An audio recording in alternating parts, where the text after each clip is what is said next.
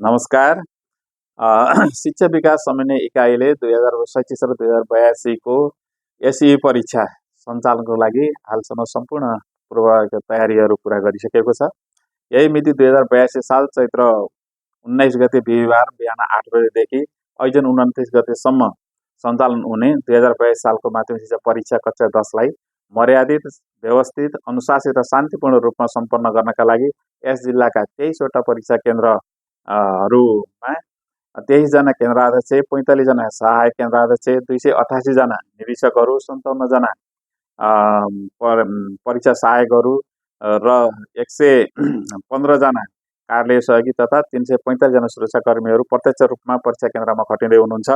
यस जिल्लाबाट 123 वटा विद्यालयका 4503 जना नियमिततर्फ र ग्रेडतर्फ 1271 गरी जम्मा 5774 जना परीक्षार्थीहरूले परीक्षा दिँदैछन्।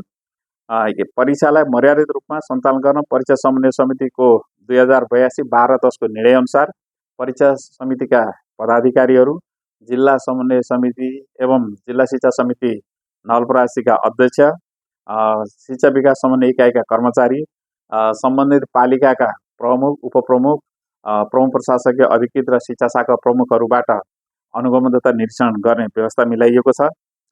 उक्त परीक्षालाई मर्यादित, अनुशासित र शान्तिपूर्ण रूपमा सम्पन्न गर्न आफ्नो क्षेत्रबाट प्रत्यक्ष वा अप्रत्यक्ष रूपमा सहयोग गर्नुहुन परीक्षा सञ्चालनमा खटिने सबै कर्मचारीहरू, सुरक्षाकर्मीहरू, शिक्षकहरू, परीक्षार्थी भाइ बहिनीहरू, विद्यालय व्यवस्थापन समितिका पदाधिकारीहरू, नागरिक समाजका प्रतिनिधिहरू, अभिभावकहरू, पत्रकारज्यूहरू लगायत सम्पूर्ण क्रियाशील सबै राजनीतिक दलका प्रतिनिधिहरूलाई जिल्ला परीक्षा समन्वय समिति हार्दिक अनुरोध गर्दछ।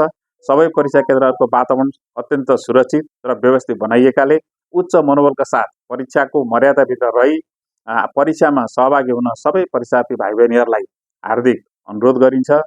साथै परीक्षा सञ्चालनमा को क्रममा कहीँ कतै आँच आउने क्रियाकलापहरू कोही कसैबाट भए गरेको पाइएमा विद्यमान ऐन, कानुन, नीति, नियम र निर्देशिका अनुसार कारबाही समेत गरिने बेहोरा जानकारी गराइन्छ।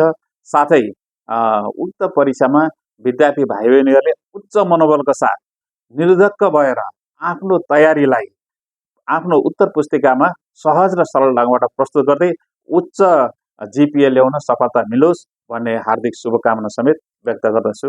धन्यवाद।